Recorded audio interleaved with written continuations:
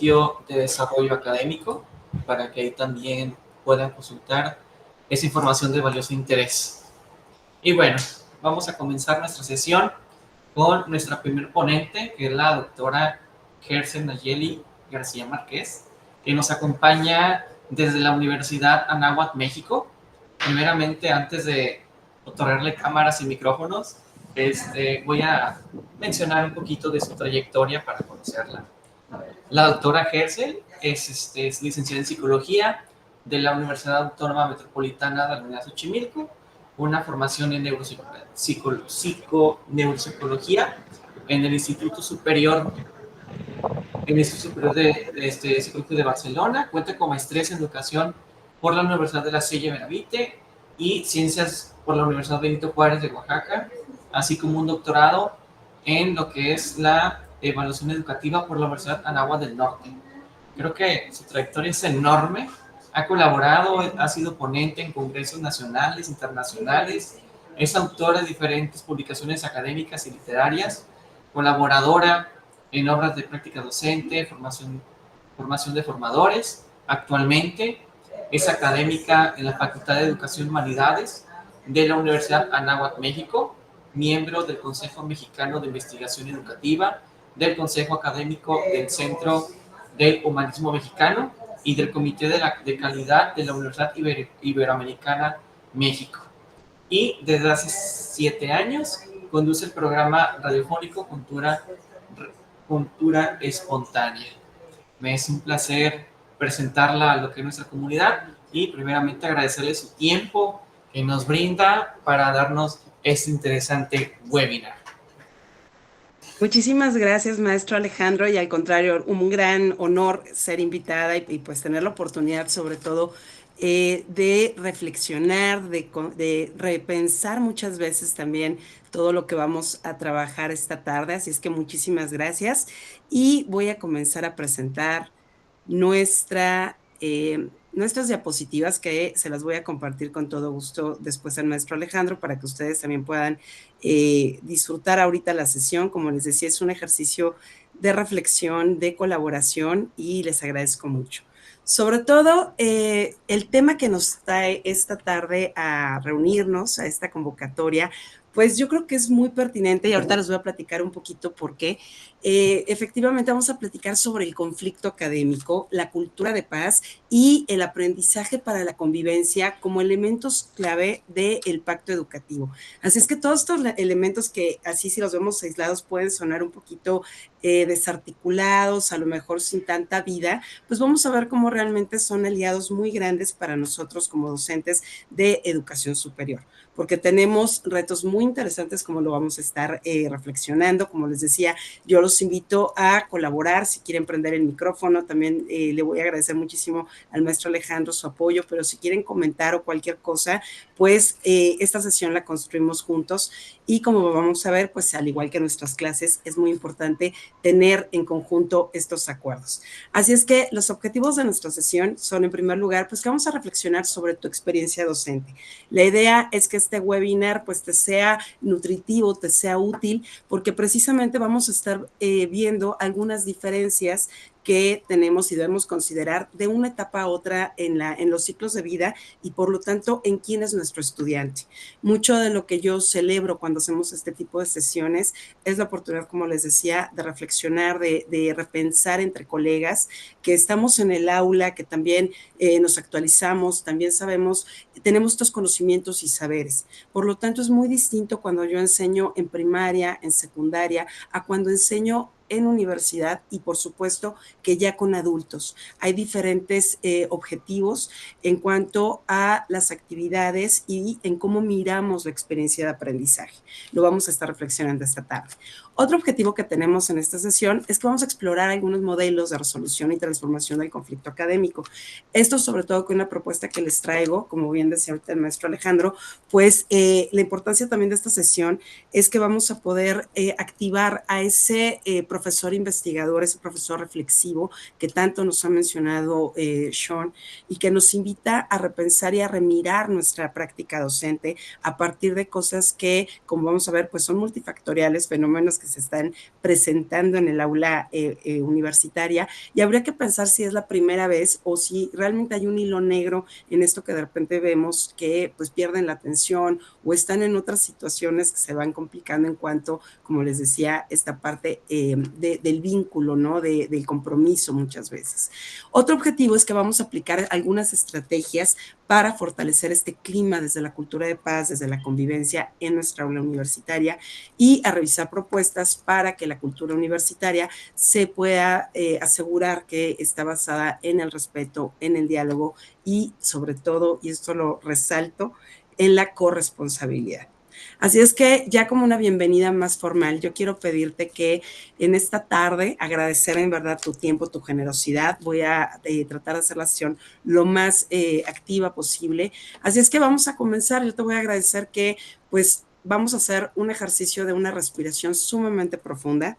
Recordemos, y lo vamos a estar viendo, parte indispensable para atender y prevenir el conflicto académico en el aula universitaria tiene que ver con qué sí puedo controlar. Y parte de ello tiene que ver con la disposición, y esto implica el leer lo que podemos ver de la actividad mental, que es la conducta.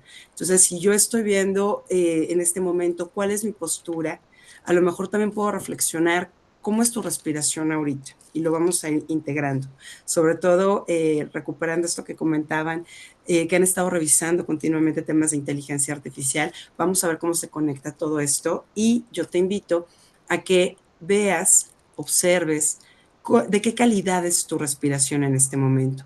Es una respiración rápida, y tratamos de profundizar. Recuerda que muchas técnicas, esto también lo estamos llevando a los primeros auxilios psicológicos, sobre todo considerando que las crisis que se nos presentan hoy por hoy en las aulas universitarias son variadas.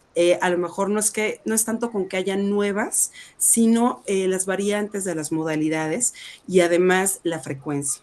Entonces, una de estas técnicas es primero aprender o regresar al grounding, al momento del anclaje de estoy en el presente.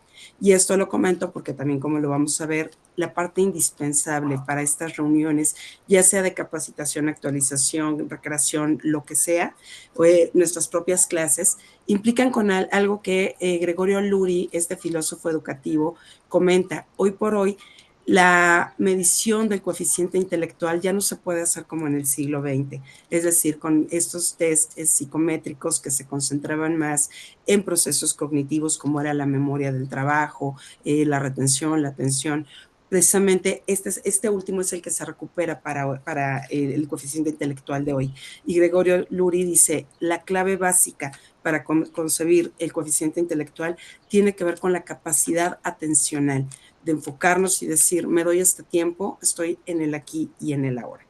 Entonces, ¿de qué color para ti representa esta emoción que a lo mejor en este momento puedes identificar como más plena en ti? Puede ser, y nuevamente regresamos en este punto a los colores, pero también a las taxonomías, que desde Maslow estuviéramos pensando, y te pregunto, ¿no? A lo mejor ya comiste y eso pues te va a permitir diferentes niveles atencionales. Puede ser a quien le da mucho sueño y más bien lo que quiere ahorita es una hamaca, o puede ser que si no hemos comido al revés, ¿no? Me pone todavía con un poquito más de tensión. ¿De qué color viene tu emoción el día de hoy? Y yo agradezco muchísimo nuevamente tu presencia y pues vamos a ir avanzando. Esto implica que reconozcamos ese arco iris que está dentro de nosotros. ¿Y por qué lo traigo esta tarde? Porque gran parte de las actividades, sí cognitivas, pero además integrales que hace el universitario ante la vida en esta etapa, es ya fortalecer esa identidad. Cerrar estos ciclos de duda de quién podría ser, cuál es su orientación vocacional, sino más bien ya dar estos pasos firmes hacia la definición social, a la definición proyectiva de esta esencia de quién es.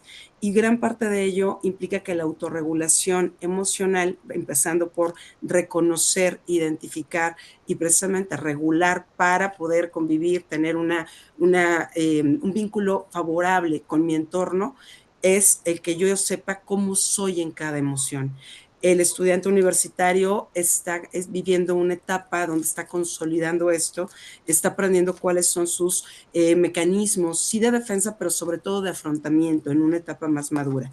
Y por eso es que con ese color que tú hayas identificado, pues vamos a ir reconociendo que en nuestra experiencia de vida vamos a ir pudiendo complejizarnos como seres humanos. Entonces, mientras al centro, como verás, pues si recordemos la película de Intensamente, tenemos las emociones básicas, conforme vamos desarrollándonos y complejizándonos como seres humanos, pues nos vamos encontrando en diferentes momentos y diferentes emociones que son más complejas. Por lo tanto, no es lo mismo sentirme insegura y no tiene nada que ver el color con la palabra, nada que ver, simplemente es una forma en que vamos a ir entendiendo también esta complejidad que va a representar, a diferencia de un alumno de primaria, de secundaria, de prepa, este futuro profesionista con el que nos estamos teniendo una relación muy importante, porque además de ser nuestra docente estudiante, tenemos una hipoteca social. Esto implica una deuda social en donde nosotros como formadores, con este reconocimiento social de que eres una persona que tiene el talento para formar a los profesionales que la sociedad necesita, el estudiante también está reconociendo que está desarrollando su talento, su vocación, su pasión y que en un futuro espera dar lo mejor de sí para la sociedad, para resolver los problemas, desarrollar los intereses, atender las necesidades, pero además con una retribución. Y esto implica pues el reconocimiento, pero también la cuestión económica, pero también la parte afectiva, como les decía, todo lo que es Maslow. Entonces, este vínculo en donde un adulto le está compartiendo esa llave de autorrealización al estudiante universitario, es donde ponemos con letras de oro la palabra autorregulación. Hoy por hoy, como les iba diciendo al inicio, les voy a compartir varias experiencias respecto a este tema que estamos abordando el día de hoy. Y una de ellas es que en mi experiencia de la psicología clínica, yo tengo, como les compartíamos al inicio algunos años practicando la psicología clínica, y algo que me ha sorprendido es que de un año para acá han regresado pacientes que yo tuve cuando estábamos, bueno, más bien, ellos estaban en secundaria, hace 10 años que yo vivía en Oaxaca, tenía varios de estos pacientes, más otros que tenía de la Ciudad de México, pero la situación es que están acudiendo por recomendación y mandato en muchas ocasiones del empleador. Regresan con esta parte de ejercer la vida me está haciendo muy difícil de adulto, no estoy entendiendo, y encontramos de pronto comentarios como estoy chiquita, y el poder decirle, no, ya tienes 24 años, y no, ya uno no está chiquito a los 24 años.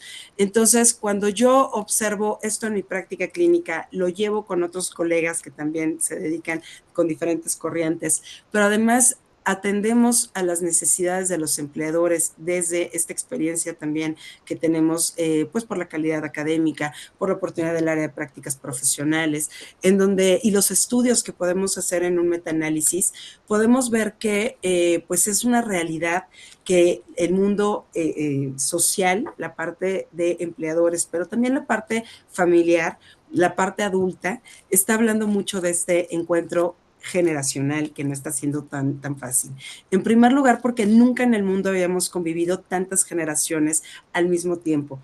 Todavía el otro día se halló un análisis cuando estaba en la Dirección de Calidad Académica sobre quiénes éramos los docentes que estábamos pues adscritos a la universidad, y todavía teníamos personas de la generación silenciosa, es decir, 1940 y tantos, y de ahí pues todavía habían boomers y ya todavía pues estaban todavía con una fuerza grande los X.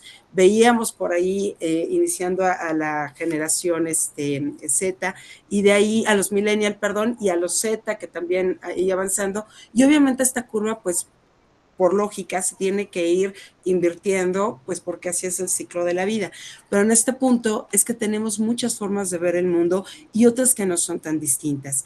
Entonces, una parte muy importante para trabajar, y con esto inicio, el conflicto académico, es primero saber cuál es mi actitud, cuál es mi emoción, y por eso menciono actitud, porque esta es la parte que se rescata también dentro de los componentes de las competencias. Cuando hablamos de la actitud, tiene que ver también con el cómo regulo todas estas, que recordemos no hay negativas ni positivas, son emociones displacenteras o placenteras que hablan mucho de lo que estoy realmente viviendo en ese ambiente con esa experiencia. Y voy a poner un ejemplo.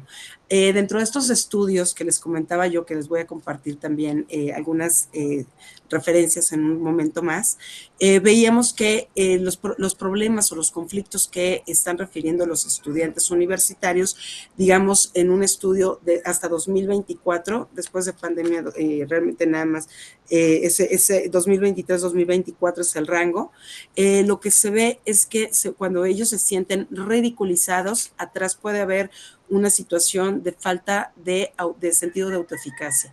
Es decir, no me siento bueno para lo que me están poniendo y como no me siento bueno, me puedo sentir ridiculizado. De ahí vámonos al margen que quieras, ¿no? Devastado, apenado, irrespetado, o hay quien ante una dificultad, pues se siente más bien esperanzado, porque si busca otras formas lo va a lograr, o hay quien se siente desilusionado. Entonces, la manera en la que yo reacciono, en la que me voy manejando en esta rueda de las emociones adultas, que es más compleja, pues va a depender de muchos factores, entre ellos los rasgos de mi personalidad. Si tiendo más al neuroticismo, si te recordemos que todos tenemos algo de estos rasgos de personalidad, los 5 grandes, pero también si soy abierta a las experiencias y entonces me gusta aprender algo nuevo y si me pasa una situación difícil no la veo como algo, un problema, sino como la crisis de la oportunidad. Depende de muchísimas cosas, del ambiente familiar, pero también de las experiencias con el ambiente pues escolar, pero también social, etcétera. Entonces, aquí lo importante es pensar y poner también al centro al desarrollo humano, porque así como veíamos esta rueda de las emociones que era muy, muy compleja y que la primera era muy abstracta, porque era una paleta de tú ponle no es lo mismo el rojo que yo siento y lo que significa para mí estar enojada a lo que significa para mi alumna, para mi coordinador, para mi secretario, o sea, no es lo mismo. Necesitamos nosotros, a eso se llama autorregulación, a que voy poniéndole nombre, estado y sobre todo a que yo sé cómo ahora sí que irme mediando de acuerdo con lo que está requiriendo el entorno de mí. ¿Por qué hablamos de aprendizaje socioemocional en este punto? Y por eso decía, la primera rueda que estamos viendo ahí, que son las emociones básicas, pues la vamos a trabajar con niños. Un adulto, un estudiante en universidad, yo espero que se esté muchísimo más preparado para leer toda esta realidad de sus emociones. Y también estaría esperando que se equivocara, que aprendiera a todavía regular algunas y tiene todavía varios años dentro de la universidad para trabajar eso. Pero pues el punto es, de acuerdo con el desarrollo humano, es también la lectura de las actividades, de este encuentro del aprendizaje que tenemos con el estudiante. La otra rueda, como vemos, pues va de muy básico a ir complejizando y ni de chiste llega todavía a la otra, pero es muy distinto decir yo así soy celosa a así soy frustrada. Si yo no tengo esa lectura y ese tiempo de autorreflexión, de autoconocimiento, tampoco puedo realmente vivir la empatía y menos la simpatía con esta gran variedad de poderme colocar rápidamente en una lectura más compleja, mía, del otro y del entorno. Esto cuando no tengo la capacidad de entender estos diferentes medios, que insisto, no es algo natural, hay quien tiene pues mucha facilidad para ello, pero son habilidades que entrenamos, la lectura emocional, la autorregulación, esta parte, como les decía, no nada más de la empatía, también uno puede decir, claro, entiendo y sé lo que estás pasando, sin meterme en neuronas de espejo ahorita, pero no basta con ello, también debe uno desarrollar la parte de la simpatía. Y para todo esto, pues, si ven la otra rueda, donde ya tenemos un poquito más de emociones identificadas, me refiero, Esto se trabaja mucho con niños de primaria superior y de secundaria.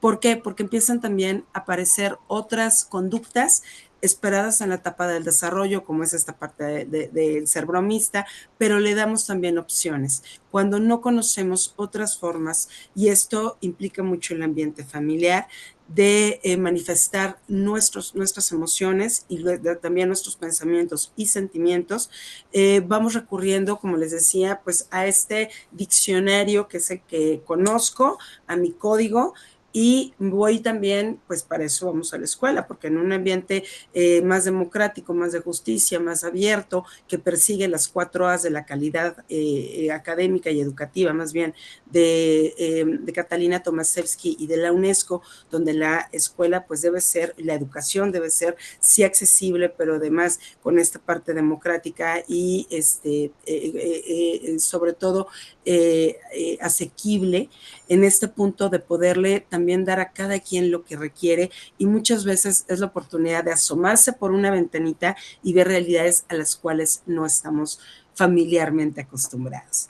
Así es que yo quiero preguntarte, invitarte a subirnos, y quien está por ahí de mi rodada le sonará la referencia, pero pues vamos a subirnos a este DeLorean, a volver al futuro, pero en este sentido ahora hacia el pasado, y preguntarte, ¿qué hacías tú en la universidad? ¿Quién era tu yo universitario?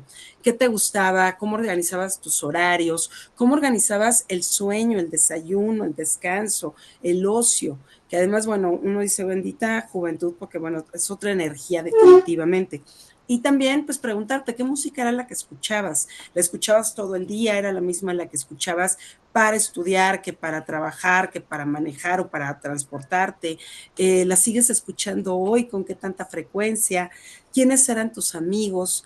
¿Todavía los conservas? ¿Cómo se vinculan? Porque a lo mejor todavía los conservamos, pero pues ya no nos vemos cada semestre, a lo mejor es cada 2 años, pero hay un vínculo, ¿no? ¿Qué amabas en la universidad? ¿Qué te apasionaba? ¿Creías en lo mismo que crees hoy? Y esto es en todo sentido.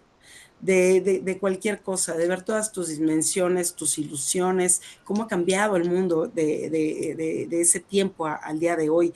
Y a lo mejor egresaste ayer y está maravilloso, pero en este mundo tan vertiginoso, tan líquido, como nos decía Bauman, de pronto estos cambios son intempestivos, o más que intempestivos, son muy comunicados, y pues esto nos da también el contexto de infodemia. ¿Qué ha cambiado en este mundo, en tu mesosistema, en tu círculo familiar, en ti misma, en ti mismo? ¿Qué ha cambiado? Y es que esto nos lleva a pensar, ¿quién es tu estudiante? Hoy por hoy, tu estudiante universitario, ¿qué tiene de común contigo en esa época, en esa etapa? ¿Les preocupa lo mismo? Y yo te pido que pienses en 3 palabras que puedan definir a este estudiante que convive contigo, que a lo mejor es tu ocupación, tu preocupación, y vamos a jugar un menti, ¿les parece? Entonces, voy a dejar de compartir tantito para poderte, compartir el menti. Te lo voy a también a copiar en el chat, ta, ta, ta, ta, para que puedan entrar al código y al QR. No me deja. Ok, no pasa nada, lo voy compartiendo directo aquí para que podamos verlo. Vamos a jugar este menti, que va a empezar con precisamente qué palabras son las que te vienen a la mente cuando hablamos de tu estudiante universitario. Me parece que ya están viendo el menti. Voy a presentar y denme 2 segundos. Ya se está viendo, ¿verdad? Este es el código de menti 3493-6007. Lo tenemos aquí arriba. ¿Sí se ve? Y Sí se los ve, espero. maestra. Muchísimas gracias. De igual forma, se puede, si le da un clic al código, perdón, al codiguito, ahí, ahora sí puede regresar al Meet y pegar el enlace. Ya. A ver si me deja. Con este. Es que les iba a pegar toda la Ahí está, pantalla. Ya se dejó. Ya. ya se dejó. Me regreso, me regreso. Listo. Los espero, ya veo que están entrando. En 3 palabras, ¿quién es tu estudiante universitario? Recuerden que también este tipo de herramientas que tenemos desde hace mucho, como digo, yo me acuerdo que hace siglos usábamos Socrative, Kahoot se ha mantenido y ahora no está ni consentido porque nos redujo mucho las condiciones de la versión gratuita que yo era fanática, ahora estoy más con Mentimeter, pero esto ayuda mucho también para lo que vamos a estar trabajando en esta tarde de participación, de aprendizaje para la convivencia, porque son herramientas que de manera rápida nos permiten hacer estas encuestas. Muchísimas gracias que no necesitan un nombre, no necesitan mayor cosa y se nos quedan los datos ahí para también ir usando este termómetro de cómo va la actividad, el sentir grupal. Al grupo y sobre todo en la universidad tenemos que leerlo en dos sentidos, sí como individuos, como personas, pero también como un ente vivo que va a crecer, va a desarrollarse, se mueve. Temeroso, curioso, humano, creador, colaborador, comprometido, líder, inteligente, relativo. Ok, vamos a esperar un poquito más para ver. Curioso es el que, recuerden que en Menti, la palabra que se hace más grandota, pues es la que nos va diciendo la frecuencia que tiene este uso en eh, nuestros participantes. Joven, tecnologías, metas, comprometido, líder con dudas, inteligente, colaborador, vergonzoso. Ok, perfecto. Muchísimas gracias. Me voy a regresar a nuestra presentación. Si me regreso así ya ven mi PowerPoint. No, maestra, tiene que dejar de proyectar en Menti y publicar Ok, toda la data. regreso. A ver, déjenme regresarme. Ok, Bueno, pues lo que vamos a recordar hoy, porque yo sé que este tipo de elementos, pues también muchas veces son recordatorios, pero vale la pena darnos la oportunidad de regresar a ver cuáles son los elementos clásicos, típicos, que nos van a ayudar como herramientas dentro de esta docencia universitaria, que insisto, tiene sus propios retos, sus propios desafíos, pero también sus grandes ventajas. Esta es la que les iba a compartir y no me dejó. Recuerden también que tenemos muchas herramientas, muchas estrategias. Unas que a mí me gustan muchísimo son las pautas para pensar del proyecto cero de Harvard. ¿Por qué? Porque en lo personal creo muchísimo en la neuroeducación, creo muchísimo en las neurociencias, en el rigor científico que nos brindan y parte de ello también es entender cuál, con qué y para qué. Porque no es lo mismo organizar el pensamiento en un niño que en un adulto.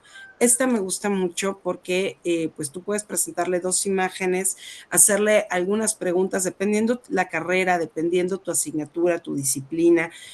Tú sabrás un microcaso, pero mucho de esto es qué ves y qué miras.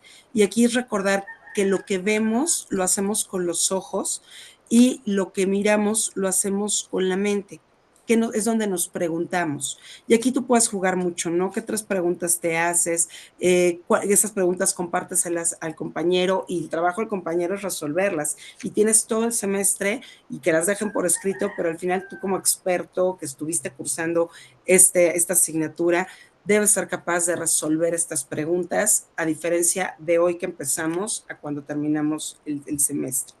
Entonces, si vemos, pues a lo mejor tú me podrías decir con los ojos, ¿no?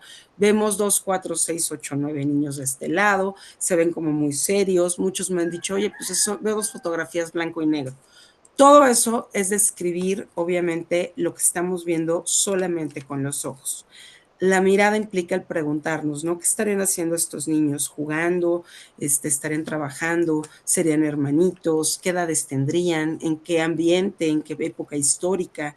¿Están jugando en un ambiente rural o urbano? Estamos haciendo lo mismo hoy, porque eso nos lleva también a preguntarnos y a repensar en qué representa estas fotos. Y mucho de ello tiene que ver con el reconocer la importancia de la pandemia.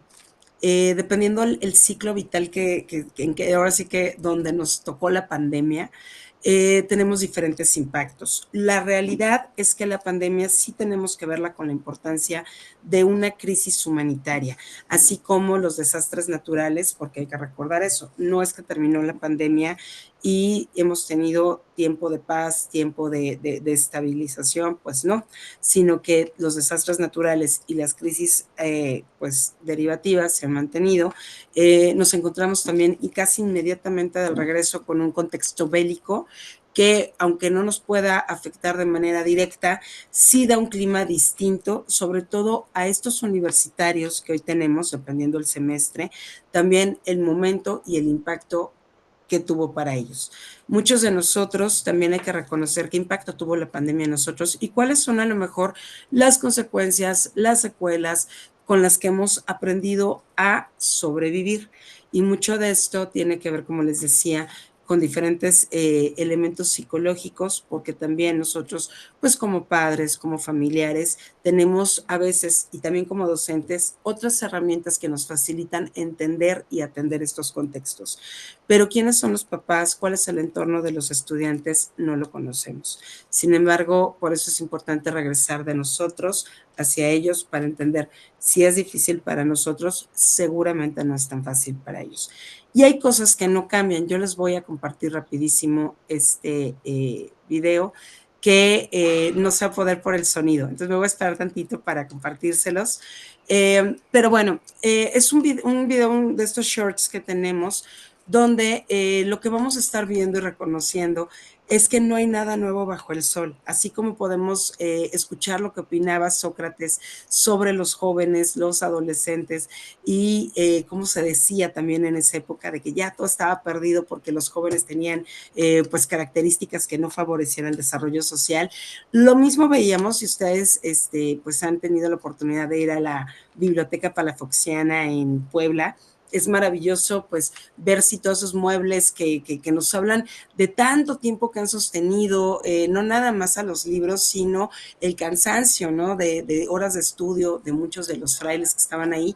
Pero si uno se acerca con cuidado a estos muebles y muchas veces a las mesas, ve que también están grafiteados y esos grafitis se le conocen como grafitis novohispanos. Si uno pone atención de pronto en diferentes construcciones de esa época y dice, ¿no? Casi casi que estuvo Fray Juan.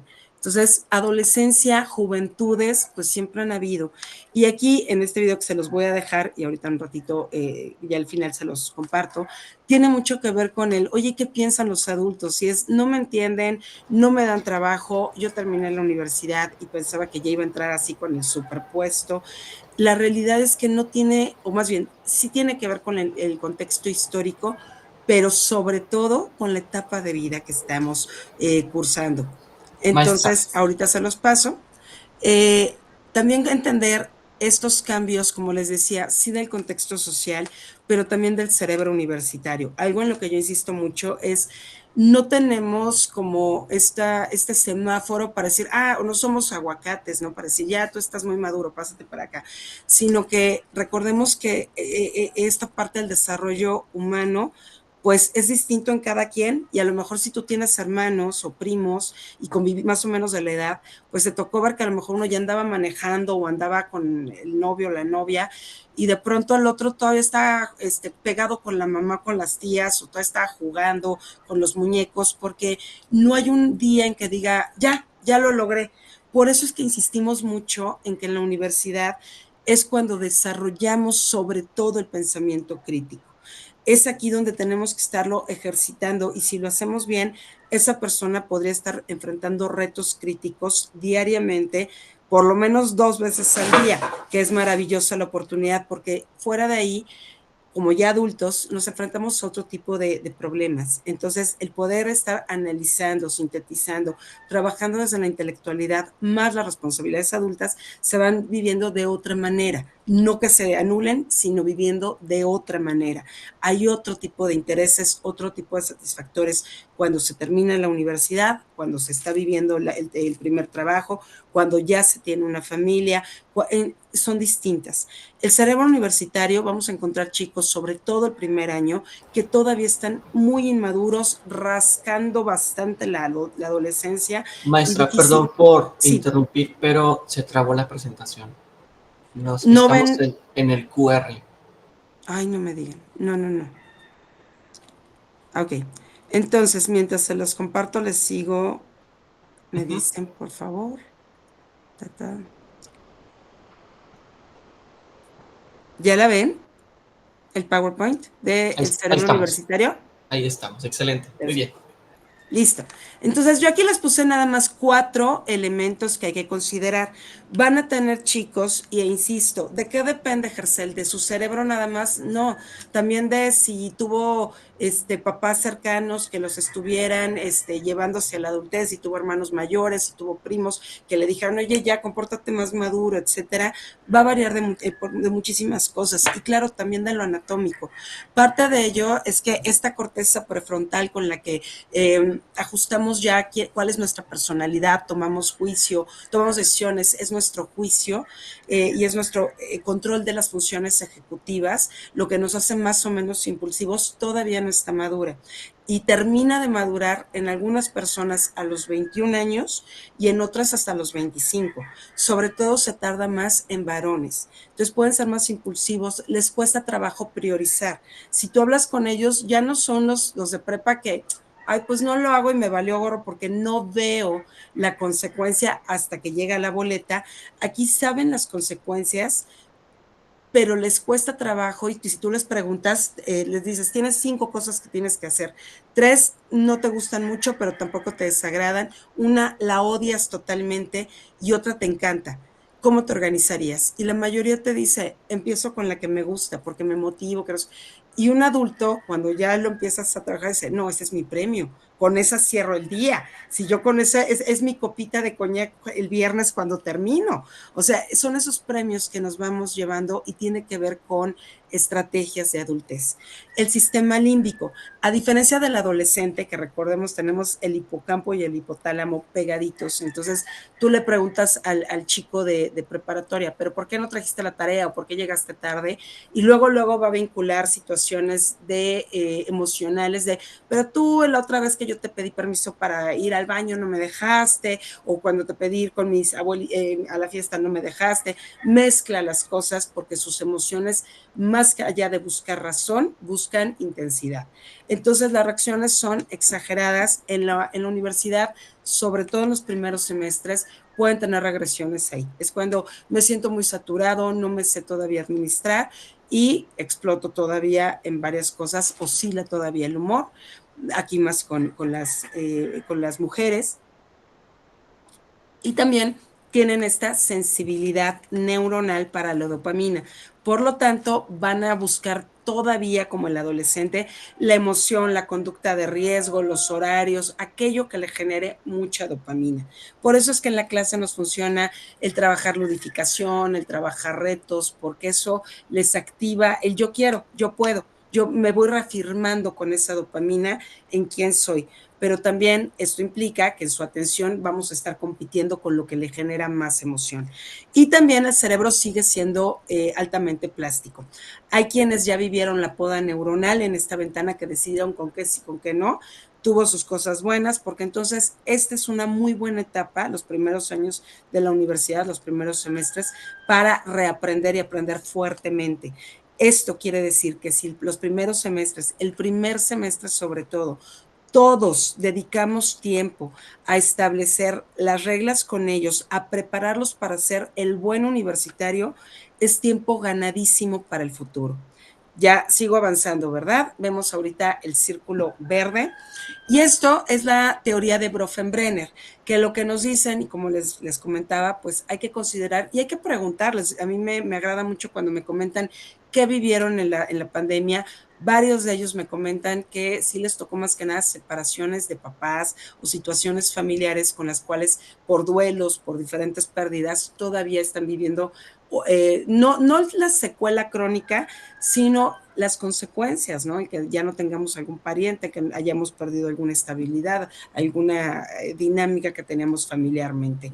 Entonces, hay que recordar y por eso leer, poner a la persona al centro, no nada más al niño, Bronfenbrenner nos decía, también es a la persona, y entender la parte inmediata, la familia, nosotros no podemos tener ahí esa parte de impacto, pero sí en la cuestión de cómo vive sus grupos culturales, entendiendo, pues no podemos meternos con la amistad, pero sí con la parte de la lectura democrática, social, justa, con técnica, con ciencia, con rigor hacia el mundo. Es donde a través de todo lo que puede esta persona enriquecer su propia versión por estar en la universidad como un bien intangible, puede poder moverse de manera muy satisfactoria en los otros ecosistemas de esto. Por lo tanto, de esta teoría de Bronfenbrenner, ¿no? Que tiene que ver con el mesosistema, el macrosistema y el cronosistema. Entonces, esto nos lleva también a preguntarnos quiénes somos nosotros como docentes universitarios, cuáles son nuestras creencias, qué pensamos de los jóvenes, sabemos cuáles son las características, qué puedo esperar, qué no puedo esperar, cuándo puedo esperar que ya empiecen ellos y uno se da cuenta cuando están empezando la universidad a cuando van terminando. En este punto es mucho pensar también, por eso empezábamos con quién eras tú como universitario y en qué sí te encuentras, más allá de buscar las diferencias, en qué éramos mejores las generaciones pasadas, en qué son mejores las generaciones nuevas. Hay que encontrar estos puntos donde lo valioso es ese vínculo intergeneracional de aprendizaje, donde el mundo es nuestro, es la casa común. Tenemos que ponernos de acuerdo porque decíamos, la educación es una herencia que perdura y perdura como queremos que perdure este mundo en condiciones pues que favorezcan a todas las personas. El vínculo entonces que se vive entre el profesor y el estudiante es clave para atender al conflicto académico, porque aquí, como sabemos, es ampliamente y socialmente reconocido y celebrado. Sabemos que tú puedes invertir lo que quieras en tecnología, en materiales como libros de texto, en lo que tú quieras, y no hay factor que impacte tanto en el desarrollo y formación de una persona como el vínculo con su profesor, para bien, para mal, para lo que decidamos ir dándole esa vuelta de tuerca, ¿no? Por lo tanto, dentro de todos estos roles que hemos estado revisando de quién debe ser el docente del siglo XXI, hay algo muy importante. Te vuelves el experto, sobre todo en educación superior, eres el profesional que puede leer a ese futuro colega que quiere dedicarse y comparte contigo pasiones, comparte contigo intereses profesionales, que eso no lo encontramos tan fácilmente luego o en educación media superior, secundaria, por la etapa de vida, en donde podemos construir junto con ellos, más allá de tratamientos, realmente encontrar cuáles son las causas que están creando conflictos y que no nos están dejando avanzar. Si se dan cuenta, es una experiencia que como adultos vivimos todo el tiempo, con la pareja, con los amigos, en el trabajo y por supuesto que en la educación. Hay cosas que de pronto, pues, más allá de preguntarnos por qué nos estamos enojando, por qué no estoy disfrutando ya tanto estar contigo, o sea, hay que buscar la causa, es precisamente el por qué, no es nada más el, esto ya no está padre y entonces, entonces no es el cine, te llevo ahora a cenar y luego te llevo mejor a bailar y la conducta sigue, porque el problema no es el síntoma, sino lo que hay que buscar es la causa. Muchas veces el conflicto académico no se presenta como un acto de insubordinación, sino que es síntoma de algo que está ahí causando molestia y no se está viendo ni atendiendo. Aquí hay que recordar las leyes gestálticas. El cerebro tiende a cerrar. El estudiante, si no tiene esta madurez todavía, mental, cerebral, cognitiva, me refiero, en este sentido de desarrollo humano, y ojo, porque aquí recordemos también a Piaget, hay autores que aumentan una fase que es la postformal, y esta implica ya un manejo de pensamiento crítico. No todos los adultos llegan ahí. Habemos adultos que nos cuesta trabajo llegar al pensamiento crítico, igual ellos. Entonces hay que ver también con esta necesidad de practicar, porque el cerebro tiende a las leyes gestálticas, tiende a cerrar por inferencia los procesos. El cerebro no va a ver ahí puntitos, va a ver un perro dálmata y también va a tender a proximidad de organización del conocimiento. Él no, y muchas veces tú hablas con ellos y el problema no es que está desorganizado, es que la escuela está mal porque tiene horarios terribles que son de tiempo completo y tú es la única etapa en tu vida que vas a poder dedicarte a tiempo completo a la universidad, a tu carrera, aprovéchala. pero ellos ven distinto todavía, nosotros también lo hacemos. Y aquí pues tenemos ejemplos de estas leyes gestálticas, ¿no? Hay quien ve en esta figura de hasta abajo a la joven, hay quien ve a la mujer anciana, hay quien ve a ambas. Tendemos también a poner figura y fondo, hay prioridades. El trabajo también de acompañamiento con el estudiante universitario es ayudarlo a organizar esta figura y fondo. ¿A qué voy con esto? Ya no es tanto el entro o no entro a la clase, ya no es tanto, pero sí es tus prácticas profesionales, cómo organizas el tiempo, cómo organizas la energía que tienes. No es lo mismo comenzar saturando tu horario al inicio de tu carrera a terminarlo así, cuándo es conveniente, cuándo no. Esta parte de proximidad y organización del conocimiento. Oye, ya todavía no conoces bien tu carrera, ¿qué estás haciendo? ¿Cómo está tu horario? Todo esto desde nuestra, y sobre todo compartirle tips. Aquí el pensamiento empieza a volverse muy estratégico y hay que recordar, no es que vemos las cosas como son, sino como somos. Esa primera experiencia del estudiante universitario tiene que ver con la parte de orientación vocacional, de orientación institucional. ¿Quién soy yo en este primer día, este primer semestre, en mi nuevo rol como estudiante universitario? Porque yo sé lo que era ser estudiante de preparatoria. A lo mejor ya sabía muy bien qué era ser de los grandes. Si son foráneos, viven otra situación. En ese caso, por ejemplo, se va agregando el nido vacío. A muchos foráneos, tuve una investigación que hice hace 2 años con ellos, ¡oh! Y se me regresó, ya le están viendo al gato, sí. Y en esta investigación algo que nos decían los foráneos era que algo que viven sobre todo es la preocupación de qué está pasando en mi casa. ¿Van a seguir juntos mis papás? ¿Cómo lo están viviendo? ¿Se enfermará? ¿No se enfermará? Y ellos mismos esa parte de la enfermedad. Dependiendo a qué ciudad se muevan y qué tan fácil sea la movilidad en esa ciudad, pueden caer en depresión, también en ansiedad por los tiempos libres, ya no hay actividad familiar tan fácilmente, pero además está la importancia de conozco los horarios, los lugares de seguridad, tengo redes de apoyo y cuando se enferman algo que nos decían es no tengo quien me apapache. Entonces son elementos que también hay que repensar, los estudiantes lo piensan muchísimo, lo vemos en los memes. Y otra cuestión importante, el considerar el cerebro como socio de la formación universitaria es indispensable. Yo les decía, esto implica también dentro del pacto educativo cómo vivimos los tiempos de atención. Si ya viene la época de medio término o el tiempo de exámenes o de entrega de proyectos, etcétera, a mí me pueden decir ahorita, oye, en la noche vas a ir a cenar con Brad Pitt. Y yo pues estaré padrísimo y me peinaría y me iría me pondré el vestido rojo, pero mi cuerpo no se va a parar, no va a haber una reacción física, porque sé que esto, aunque es deseable, no es posible.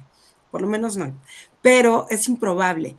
En cambio, cuando yo estoy viviendo y traigo una historia de fracaso, de tensión, de desesperanza aprendida y de tantos elementos psicológicos que vienen en mi vida de estudiante, en la prepa, en la secundaria, en la primaria, etcétera, y si me dicen, oye, viene época de exámenes, yo sí voy a reaccionar. Si ahorita me dicen, le pasó algo a un familiar tuyo, mi cuerpo muy probablemente sí reaccione, porque eso sí es probable. Entonces, el cerebro va a valorar y va a llegar de lo imaginario a lo corporal. Es importante que en ese primer año, sobre todo el primer semestre, vayamos identificando cuáles son estos fenómenos que más preponderan en nuestra comunidad estudiantil, porque es muy fácil atenderlos, sobre todo en lo colectivo.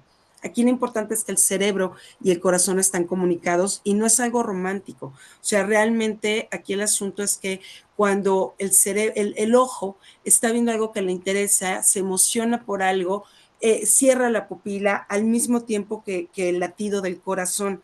Ese flujo sanguíneo ayuda a que la información que en ese momento está captando el ojo y que está llegando al hipocampo se fije mucho más.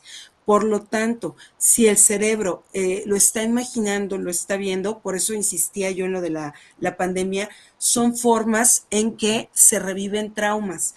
Y entonces aquí prepondera la emoción, la visión subjetiva de la realidad.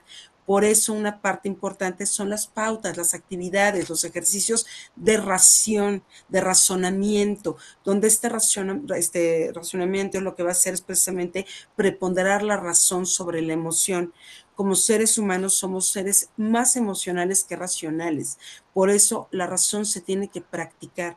El método científico, el rigor académico, el pensamiento, la alfabetización computacional, el pensamiento computacional, no es la inteligencia artificial per se, tiene que ver con sabe secuenciar, sabe organizar, sabe realmente pensar computacionalmente para entonces darle el Ferrari y que salga a disfrutar el juguetito que ya trae porque sabe manejar, o lo estamos mandando sin saber andar en bicicleta a que se vaya a estrellar, y ahí sí nos preocupa la calidad académica, nos preocupa la actitud, el plagio, la deshonestidad, etcétera.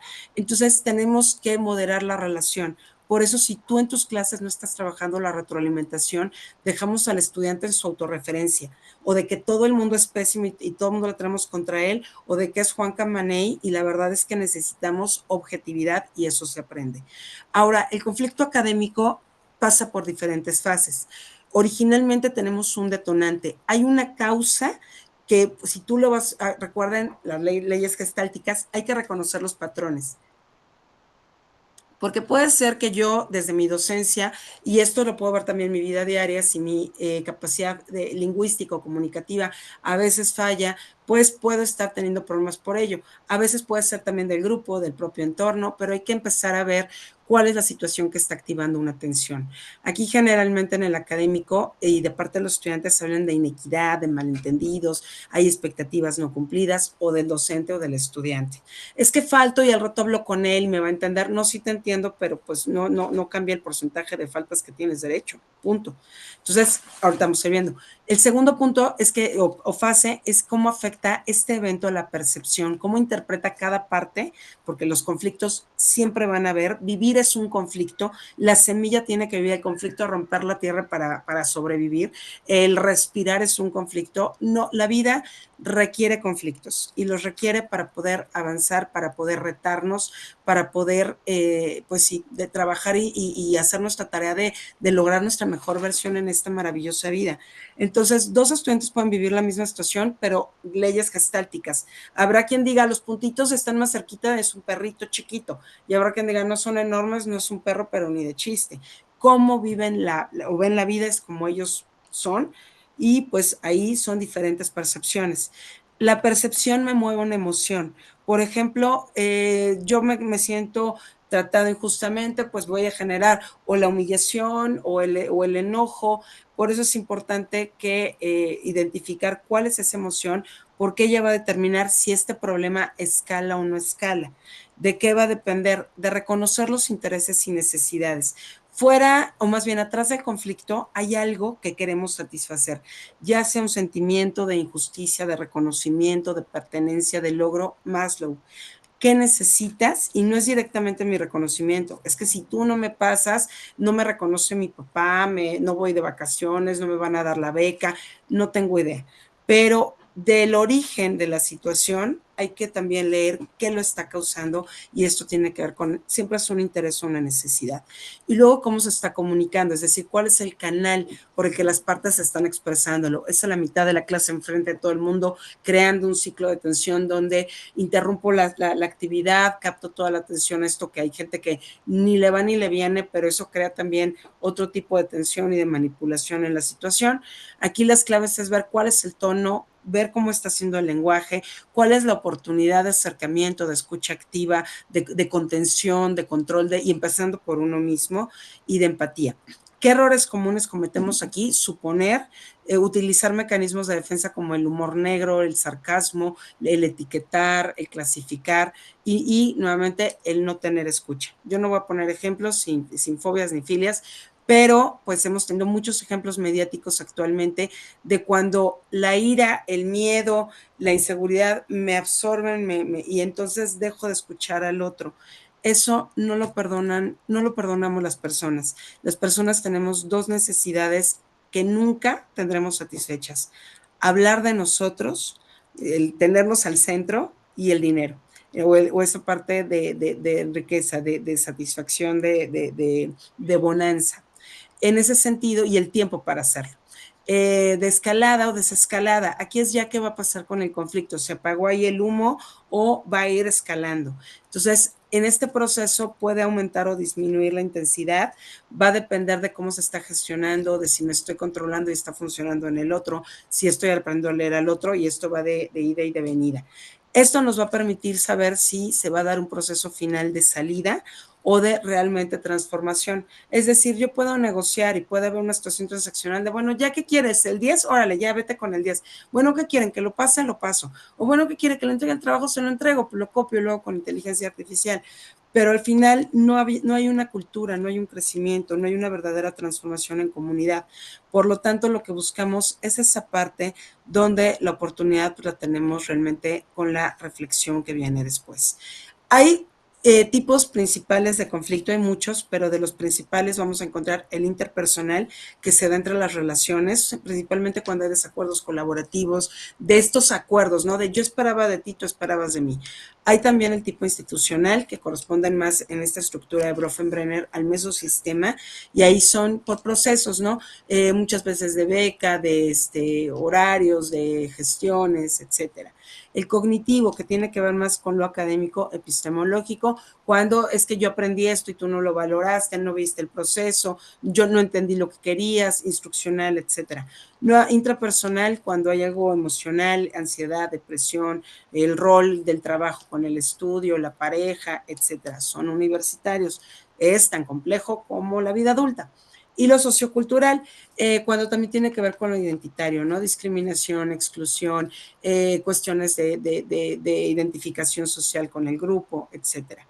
Y yo en esta tarde les traigo ya los tips para docentes, que tienen que ver con un modelo, por eso les decía que les iba a platicar varias anécdotas.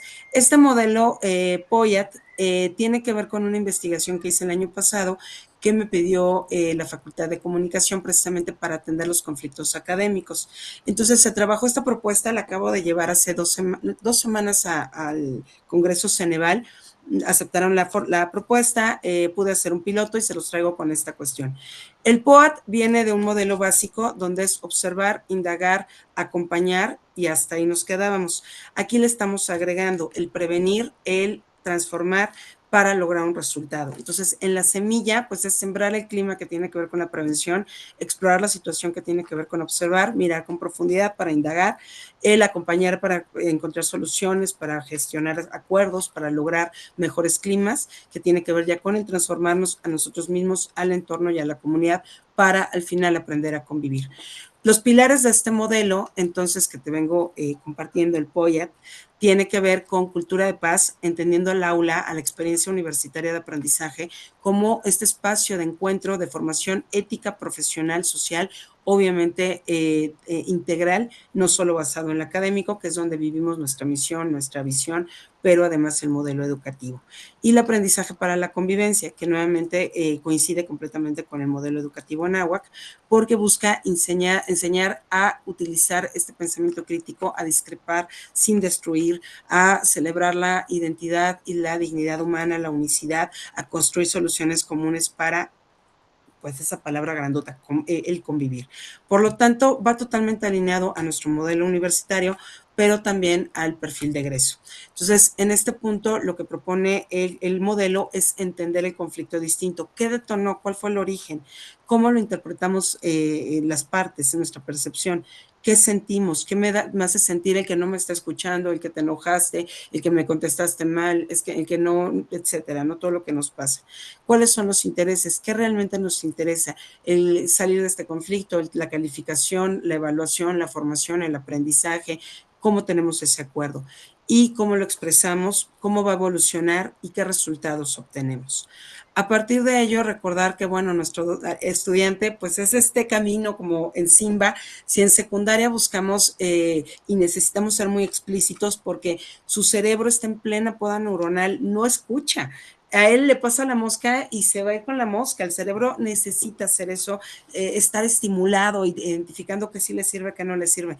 En la prepa es distinto, ahí ya se va moviendo para la independencia, pero en la universidad necesitamos prepararlos constantemente identificar en dónde está esa oportunidad del desarrollo próximo, el poder identificar que hay que ya trabajar productos complejos, el que el clima sea de una práctica profesional, el que el docente es un mentor, es un futuro colega, que quien le lleva muchos años de experiencia, quien le puede brindar una sabiduría que vale oro y que sobre todo pueden hacer grandes alianzas en un futuro profesional. Es decir, ya quitarse esa melena de cachorro y ponerse una gran melena pues de león de esta versión realmente suya de adulto. Entonces, el primer punto son las reglas del juego y preguntarte cómo estableces las reglas de tu clase. ¿Son realmente visibles? ¿Son negociables? Todas, cuáles sí, cuáles no, y por qué. Yo tengo mis innegociables que ahorita te contaré. Y esto se refiere al pacto educativo. El pacto educativo es como un contrato social, pero en lo académico, en lo educativo, es decir, y recuperando nuevamente a Freire, yo no puedo enseñarte si tú no quieres aprender. Se puede preparar la mejor clase, pero si no vienes en el momento, en el mood, pues por más de que yo me pare de cabeza, vamos a confundir la motivación con el compromiso. Y el compromiso es mutuo, la motivación pues es rápida, es superficial y depende del de afuera. En cambio, la parte de compromiso es de uno, ¿no? Es distinto al locus interno, al cómo me motivo y aunque no me guste el maestro, el estilo, sé que esto me conviene para mi futuro profesional y aquí estoy. Ese pacto educativo es un acuerdo social, tiene que ser explícito y sobre todo codiseñado. Aquí llegamos a acuerdos donde ya no es que te dije que no usaras inteligencia artificial, sino es pensar realmente, ¿para qué cómo vas a aprovechar ahorita que te estás formando, que estás aprendiendo a hacer todo por lo que quieras que te paguen después y además supongo que quieras que te paguen bien, pues qué tanto te va a funcionar. Conviene de una vez y eso empieza con un acuerdo entre docentes, el poder graduar entre los semestres, qué van a usar, cuándo lo van a usar para poderle dar un sentido crítico y con mucho tenor profesional. Aquí los niveles de pacto hay que trabajarlo en relación del ser, que habla del clima, de la convivencia, a nivel académico que nos habla del saber hacer, que esperamos del proceso enseñanza-aprendizaje y todo esto lo vamos definiendo, acordando con ellos. Y por último, el ético profesional, cómo vamos a actuar. Aquí en esta clase, en esta licenciatura, en este programa, cómo aprendemos, cómo demostramos que aquí y hacemos ese check-in con ellos. Y entendemos que no es mi clase, es nuestra clase, ponemos nuestras reglas. Y entonces comparamos, ¿no? Cuando tenemos esto explícito, se puede decir que hay justicia en esa aula porque hay criterios de evaluación, hay rúbricas, son públicos, son negociados, son mejorados, son conocidos, son usados realmente, hay transparencia y claridad, se pueden hacer ajustes. Y cuando no todo se queda como, es que no entendí por qué me puso 8 y la vez pasada 7, no es que no te lo puse, es que aquí están los criterios, aquí están los indicadores, se vive y se ejercita la co y la autoevaluación de manera muy valiosa. Y recordar, esto es una parte de agencia política.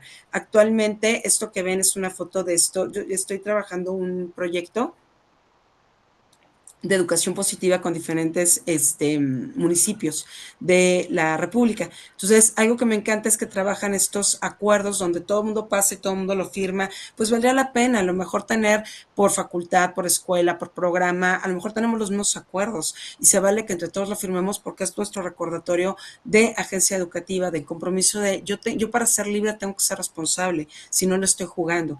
Y voy dando evidencia de esta hipoteca social como futuro profesionista, de que en colectivo esto se va heredando como una constitución. Esto es lo que necesitamos los mejores médicos, los mejores ingenieros, los mejores contadores, los mejores psicólogos, porque creemos que la marca que nos distingue de calidad, la marca IEST, nos habla del contexto, está viva, se va adecuando, pero hay innegociables, hay momentos en que hay que repensarlos, pero es como comunidad.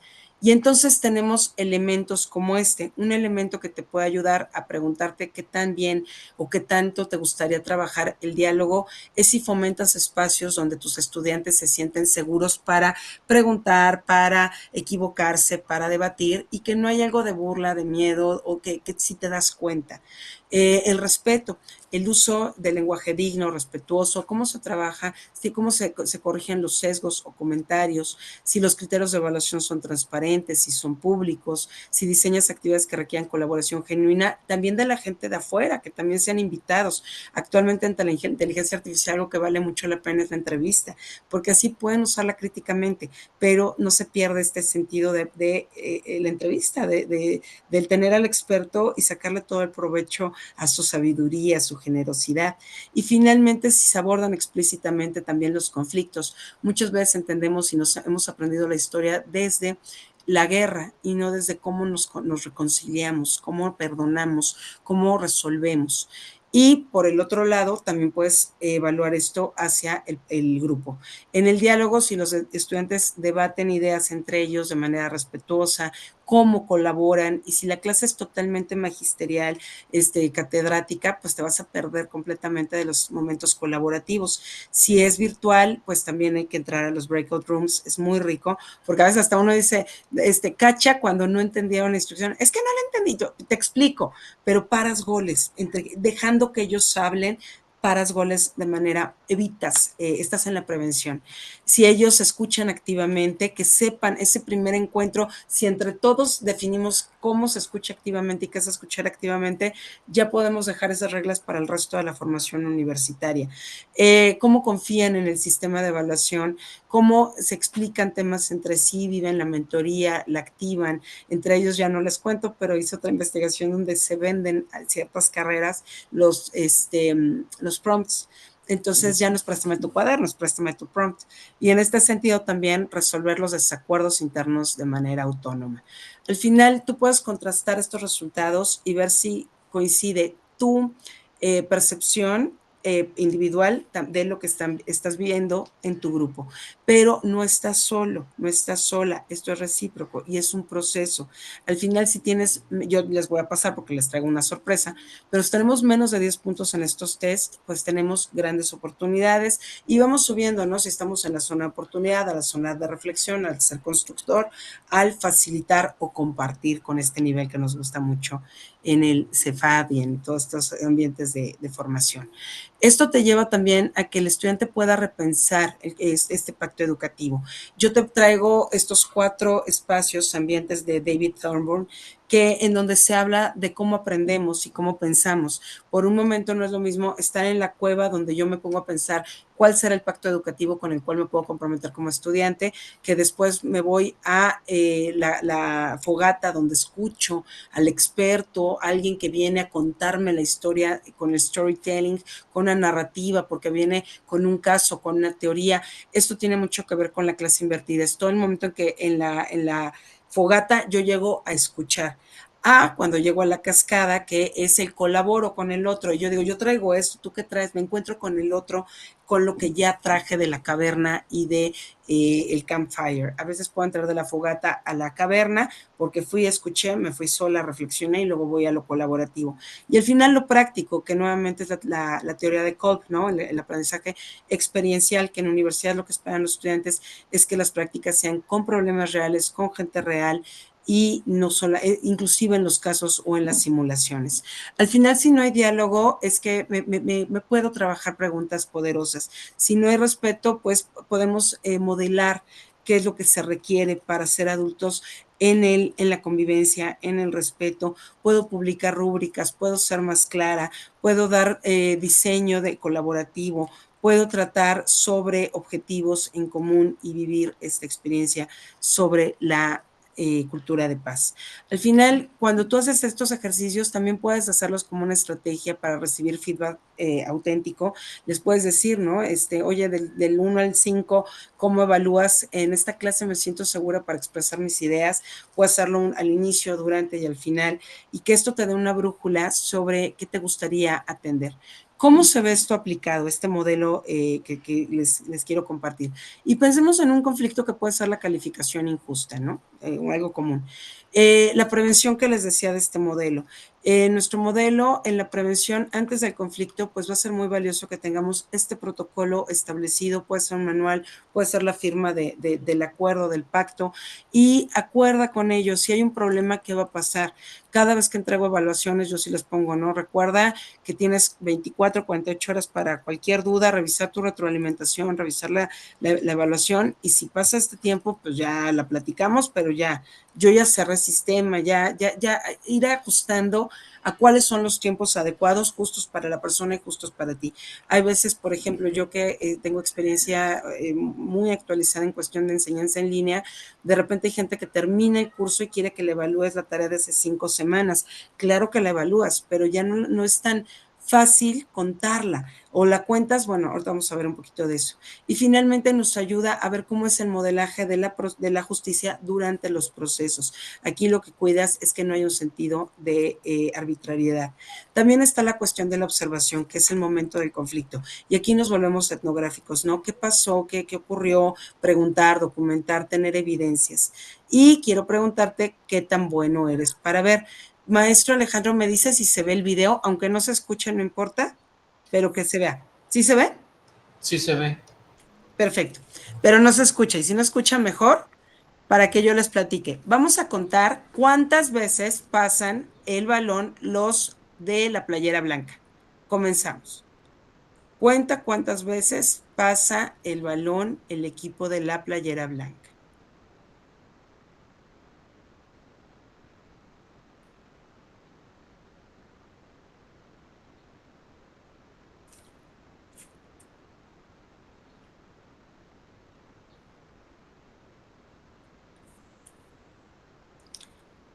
Y aquí lo que nos pregunta este test es que, pues fueron 16 pases. ¿Le atinaste? ¿Los contaste? ¿Sí lo pudiste ver? Y lo que sigue en el test es si te diste cuenta del gorila. Hay quienes ya conocen este test y dicen, bueno, pues sí sabía, es más, sí lo vi sin problema. Hay quienes no lo conocen y ven al gorila, pero vienen más preguntas. ¿Notaste que cambió de color la cortina? ¿Notaste cuando salió el jugador de negro de la escena?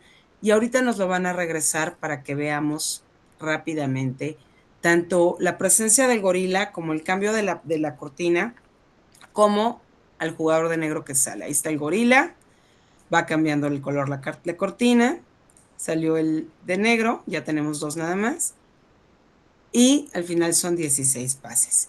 Aquí lo importante es cómo afinamos de pronto nuestra mirada, tanto en el aula como en nuestra práctica, nuestra vida diaria. Tenemos que recoger datos que nos ayuden a ver si lo que estoy viviendo es subjetivo, tengo frío, o es objetivo, hace frío.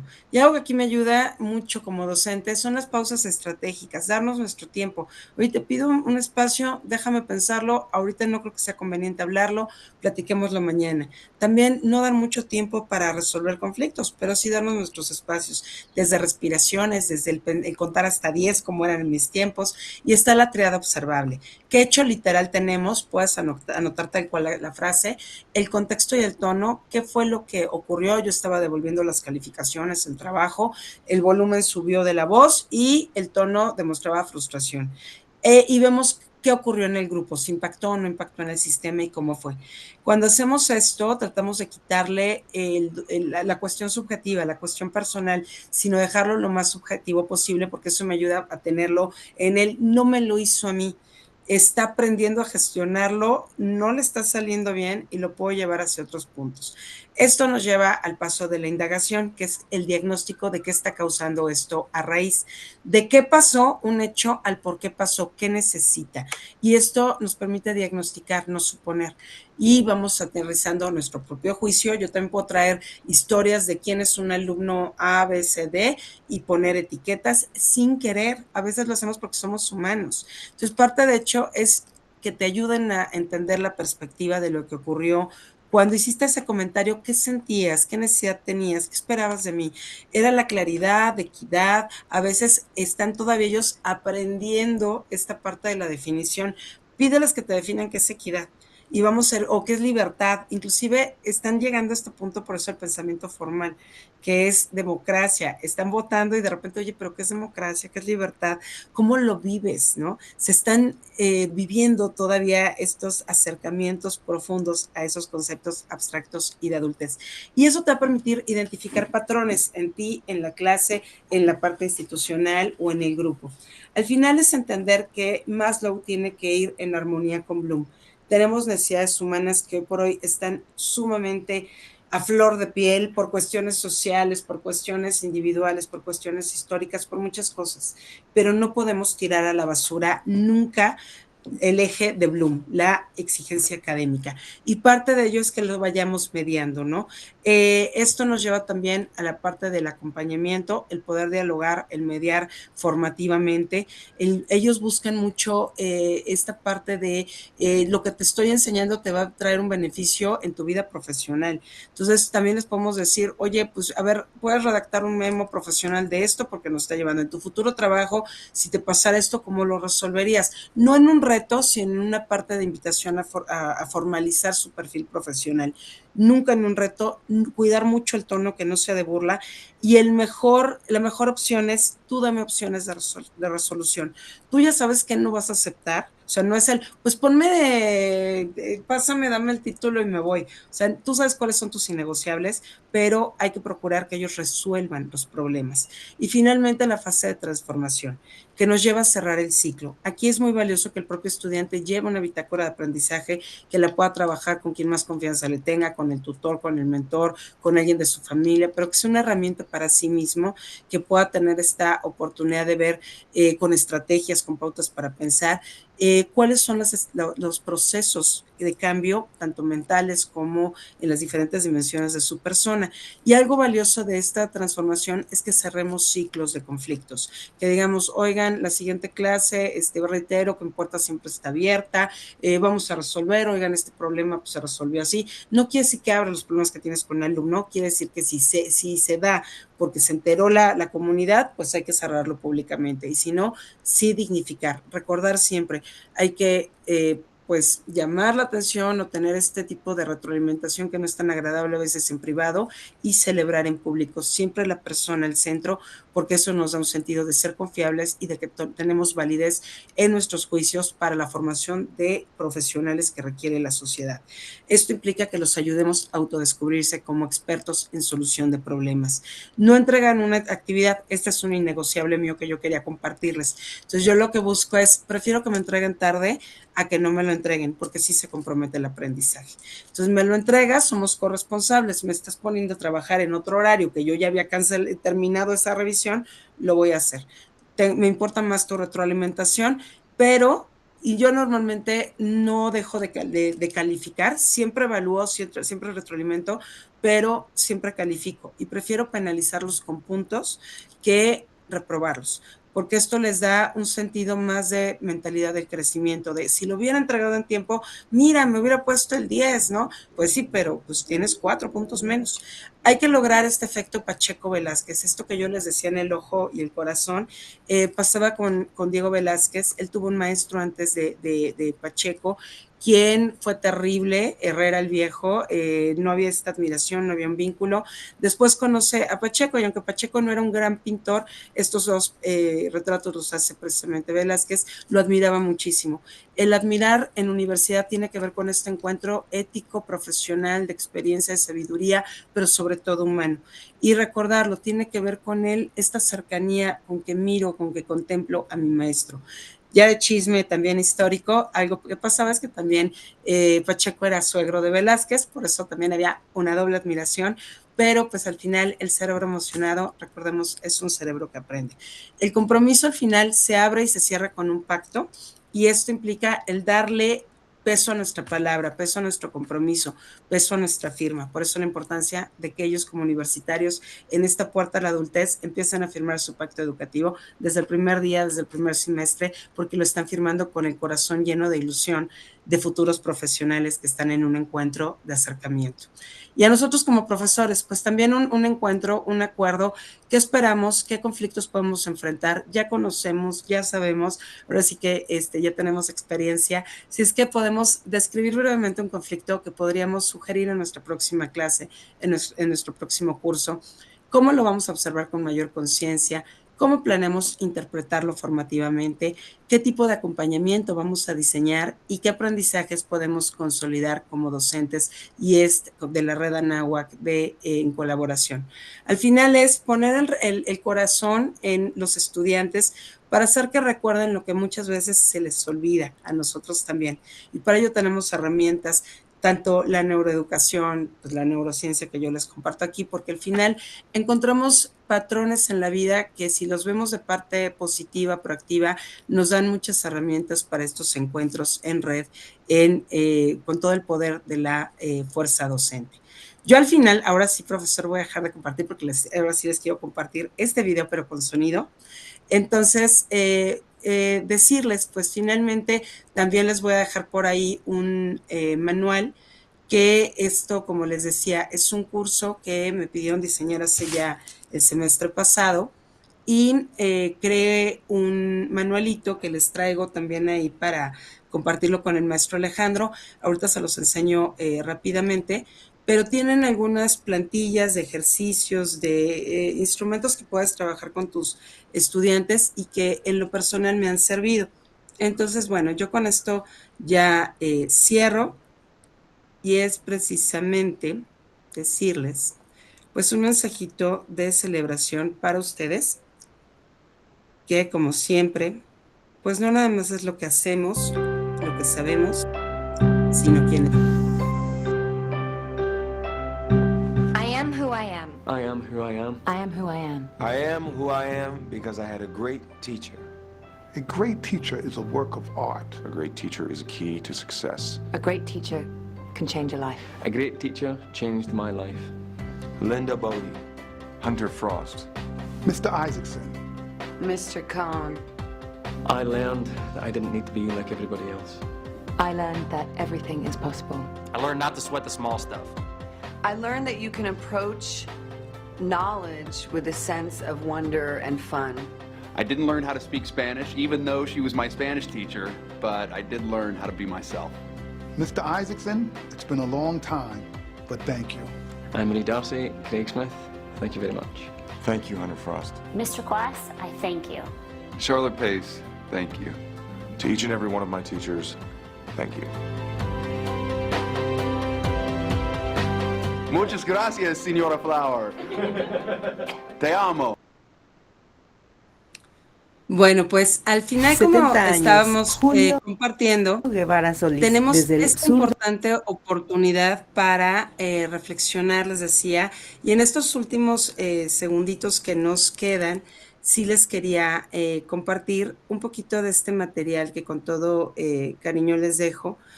Pero pues son diferentes actividades, como les decía, es material que trabajamos para un curso específico que ya hemos podido también trabajar en un piloto y ha servido bastante. Entonces, igual si ustedes quieren adaptarlos, al final pues son oportunidades de reflexión, de trabajo, en donde, como les decía, muchas veces no es que haya algo nuevo, sino en cómo lo volvemos a repensar, a reflexionar. Y es un manualito que pues vienen varias actividades, viene desde la reflexión docente sobre cuál es la mirada que tenemos ante los conflictos que nos mueven, fichas didácticas sobre cultura de paz, aprendizaje para la convivencia, pero también definición del modelo POYAT y actividades, ¿no? Desde el Pacto Educativo para la Convivencia y el Aprendizaje, qué necesitas para participar, qué esperas del docente, cómo podemos plantear los desacuerdos y dudas, qué compromisos estás dispuesto, hay compromisos del estudiante universitario con su futuro profesional, que todo esto vale mucho la pena hacerlo en cualquier momento, pero tiene más impacto al inicio de la vida universitaria. En la plantilla del Pacto Educativo donde ponemos datos de curso, los acuerdos sobre evaluación, retroalimentación, las firmas, bitácora de aplicación futura, etcétera. Pues rúbricas, vienen muchos elementos que a lo mejor les pueden ser útiles, les digo, siempre mejorables, obviamente, pero bueno, finalmente lo dejo como para algún tipo de material que pueda servirles. Y pues con eso yo finalmente termino. Agradecerles en verdad la invitación, la oportunidad de compartir con ustedes. Y pues nada más, profesor, maestro Alejandro, muchísimas gracias.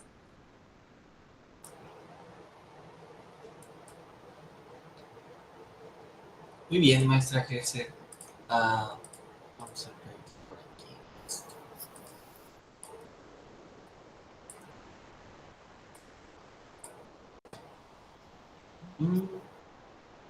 Ahí está.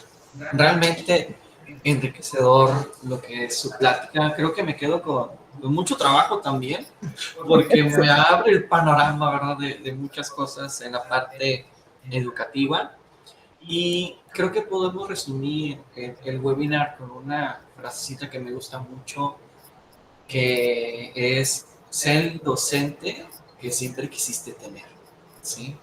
Esa parte de aquel docente, ¿verdad?, en aquellos tiempos que me daba clase y que te inspira a ser mejor, que te inspira a entrar, ¿verdad?, a lo que es la clase, a entregar esa tarea, cómo, ¿verdad?, uno lo puede extrapolar ya ahorita en el campo educativo, que estás con nuestros chicos, que estás prácticamente con el futuro de México y los próximos colegas que le van a poner solución a diferentes problemas que suceden actualmente en nuestro país.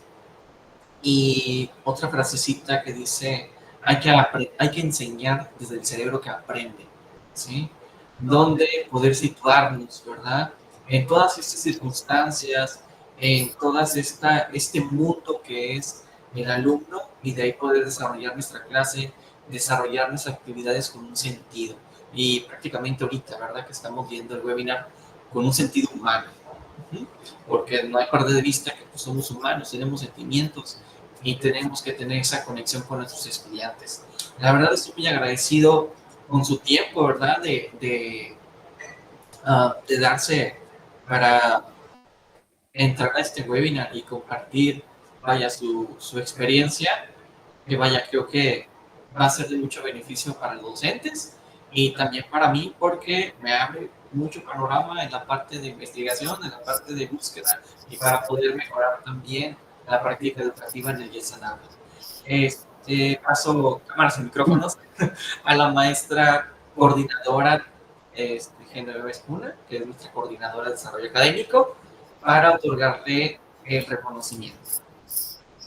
Tanto gusto, Gersel. Bueno, pues yo, igual que Alejandro, quiero aprovechar la oportunidad para agradecer tu generosidad, para compartir con nosotros tus experiencias y también, de paso, sembrar la semilla para que reflexionemos como docentes cómo es que estamos abriendo espacios para relacionarnos con los alumnos, trabajar con los alumnos más allá de las lecciones en el aula, y dimensionar cuál es el impacto que esas circunstancias puedan tener en la selección de las estrategias que nosotros como docentes vamos a poner a disposición de los muchachos para prevenir conflictos o para fomentar, mejor dicho, la convivencia y pues dar lugar al aprendizaje en el aula.